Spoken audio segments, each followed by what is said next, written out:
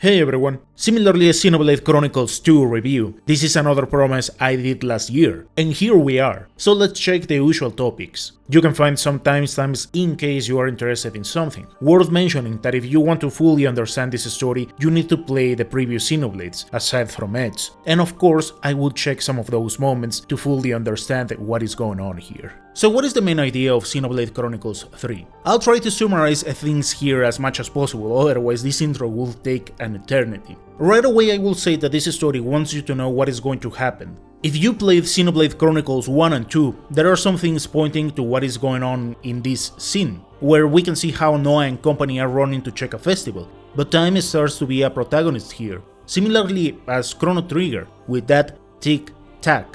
If we extrapolate how Xenoblade Chronicles 2 ends, you already know the answer for most of the things. Now, I point these elements because my memory is quite fresh as I play them one after another, but truth being told, probably waiting since 2017 to 2022, these kinds of details will be really foggy. So once we see these two orbs collide one another, the stage has already been set.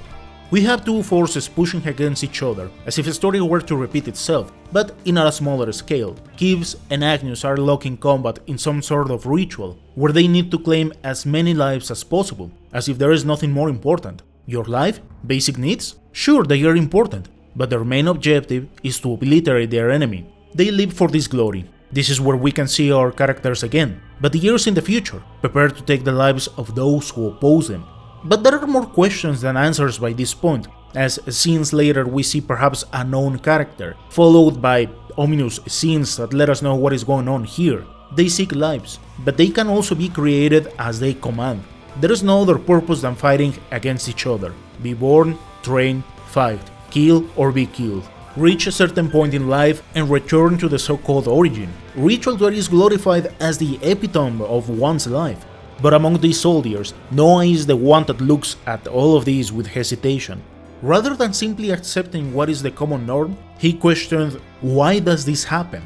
Even his actions bring questionable moments, as his partners ask, why do you take the time to send them off? They are your enemies. For the time being, I'll leave this idea, but keep it in mind, it is important for later. From here we can skip plenty of scenes until the point of no return is reached. A third party appears trying to deliver something, but things turn sour, having to deal with two fronts, where we get to meet the other side of the coin. Once again, Noah is questioning why these kinds of things are happening. In the background, Guernica Bandam asks himself if that is the reason why he's here. Once again, reference to Xenoblade 2. Not just thinking but acting on the spot to stop the conflict, but once again, things turn sour as Mobius appears. Fourth party that seems to be at war with Gibbs, Agnus, and our third and unknown force. Here we can see how Bandam saves the day a second time, perhaps not in the same peculiar moment, but definitely once again taking the role of the teacher. This is where the questionable device is activated, device that let Mio and Noah see a glimpse of who they are, connecting on common ground, therefore fusing. From here once again we can skip several scenes where this duo beat the heck out of the enemy, take their time to check on Bandam, and agree that none of this ever happened, trying to return to their colonies to report the events. However, while returning they are not received with welcome arms, but as enemies. What they called home turned against them, doubting about what's happening. They decide to escape, ironically reaching once again the opposing side they were fighting moments ago. Once they share the side of the story, they decide to work with each other with a common objective in mind. Here we can stop the intro and jump into its second part. But before that, what I liked within this story is that the events and actions of multiple characters make sense for the main topic at hand. Of course, these ideas have to be extrapolated in Subquest, where they question things like, okay, you're free, but does that mean everything is going to be easier? Not really.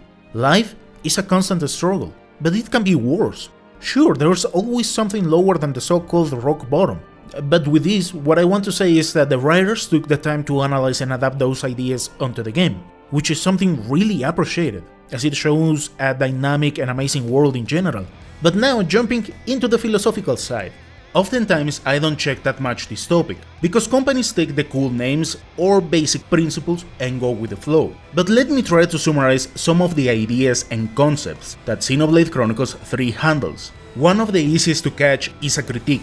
which is shown with a form of government which creates and destroys lives as a form of entertainment. More than obvious that all of this happens behind curtains. There is a group of people who were freed and are much more aware of what is happening, but now they are seen as the black sheep. Time and cycles take an important role, which is represented since the beginning. With this, different cultures have shared multiple ideas. Mayas have the Chilamba lamb, Nordics have the Jormungand, Greeks have two of the most known allegories, with Kronos and Sisyphus, but also this snake-like figure that bites its own tail, named Ouroboros, which represents the eternal cycles. In this particular case, about life and death that these characters have to go around.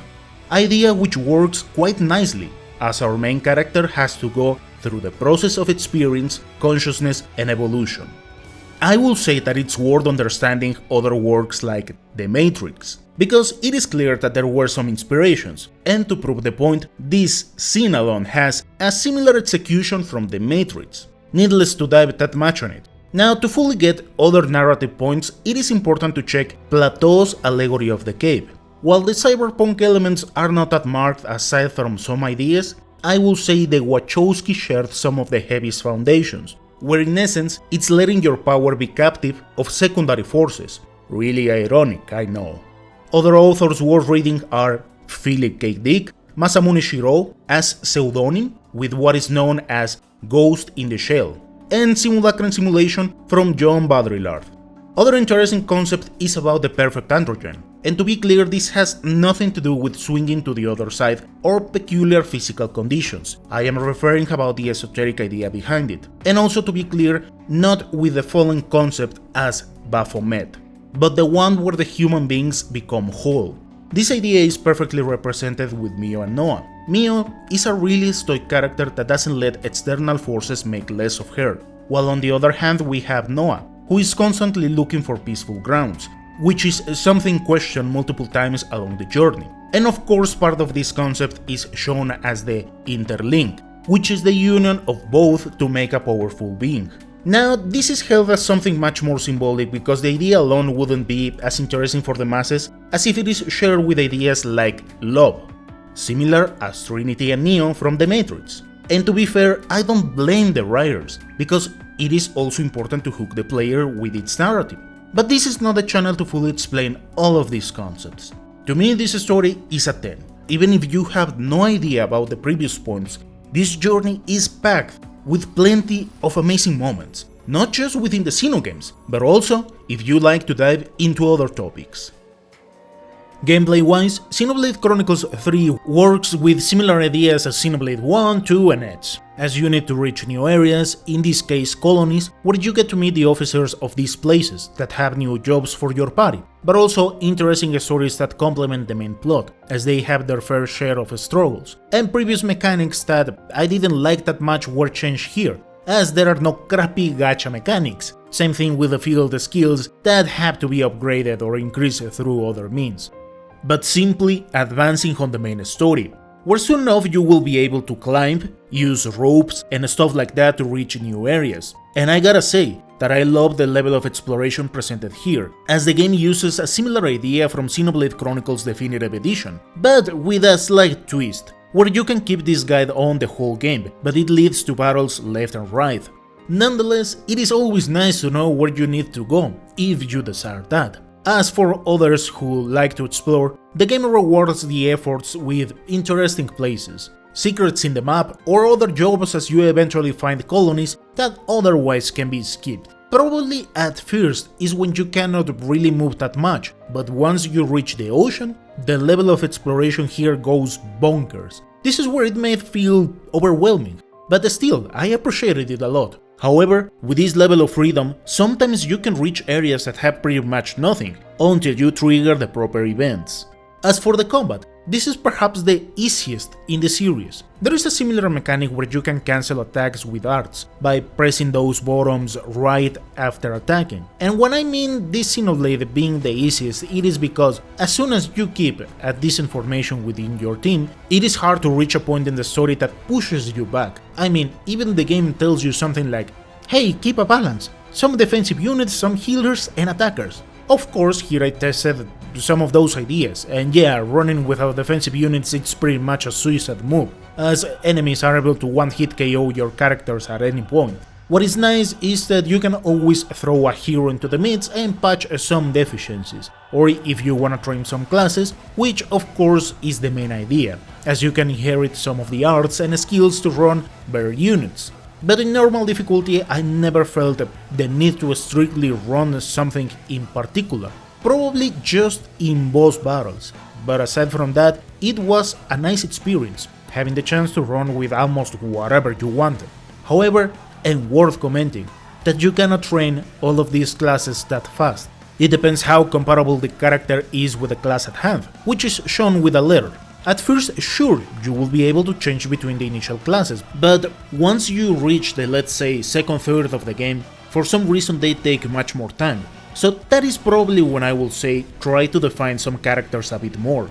But if you know some of the most basic principles in RPGs with buffs and debuffs, there are some classes that excel on those departments, so you can pretty much run some of those and have maybe not a broken team, but something really solid.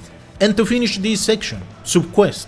I definitely love them for a change of pace. In previous entries I have said that sure, I do some from time to time, but inevitably they always throw you into places that require plenty of levels above what you have.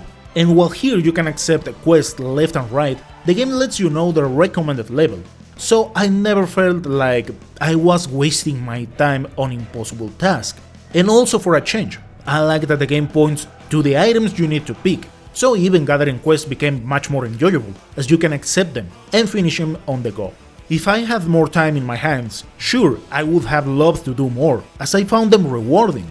Its gameplay is a 10 for me. As for the graphics, this is the weakest point in this game, and the list of issues is unfortunately a bit big. Once the game closes. Unfortunately there are autosaves, but of course these kinds of experiences are not the best. If Xenoblade Chronicles 2 had drops from time to time, ironically here once you reach the ocean and some areas around, the frame drops like mad. With the Switch 2 around the corner, I would like to check if these kinds of issues improve. And the last issue.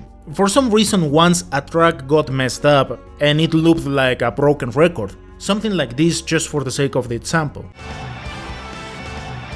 Fortunately I was almost done with the boss, so no biggies, but yeah, it was a bit annoying. Now let's check its cool things. Some of you remember that I didn't like the general execution in Xenoblade Chronicles 2, regarding secondary characters and stuff like that. Well, here they definitely improved. There is a rich and dynamic cast of secondary characters. It doesn't feel like they were thrown just because it was part of the job. Probably took quite the time, but for someone who likes to take the time to appreciate these little details, it was amazing. However, the only broken deal for me in this game is that there are not that many outlandish areas. Actually, I just remember two. The bottom of the city that has something like a poisonous swamp, and once you reach the city of the outcasts. And probably another thing I wasn't the biggest of fans is how long it takes the animation once you initiate a chain attack. I mean, I love to look at it from time to time, but man, this thing takes a good chunk of time, and it is through these actions that you get extra experience. So I always wanted to get those extra points, but after looking at it for like 50 times, I was a bit tired. I would have liked to have something like a skip button. Also, considering that this action is not as interactive as the previous games, where you need to press buttons while on this. I know they piss some people, but I enjoy them. I will give it an 8.5. Xenoblade Chronicles 3 definitely improved some things but also messed some others, but I also believe it is a nice looking game.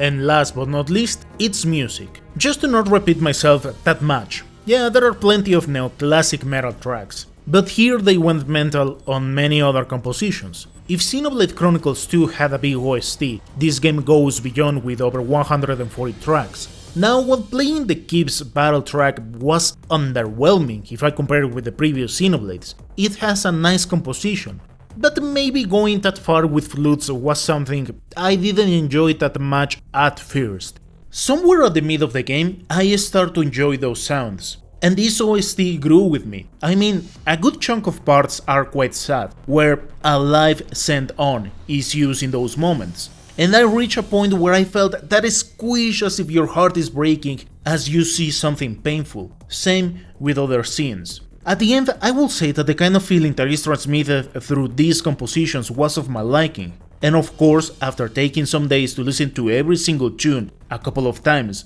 I imagined something dumb in their interview, something like, "Hey musicians, which kind of genres do you know how to compose?" And in unison they answered yes. You will find classic executions, baroque, even tracks reminiscent to pirates, with an amazing martial rhythm, plenty of chill tunes, jazz and whatnot. While at first these tracks didn't sit that well, when I finished the game, I start to love them. Its soundtrack is a 10. Xenoblade Chronicles 3 final score is a 9.5. Once again, another magnificent game to begin the year. Game that is loaded with an extraordinary narrative and philosophical moments to the brim. A gameplay that invites you to do some more in an enjoyable way along this beautiful and captivating soundtrack. Once again, I definitely recommend it. And for those who are quite busy, this game can be finished in something like 50 hours, or if you wanna do more, oof, there's plenty of things to do here. Thank you so much for watching, and I'll see you next time.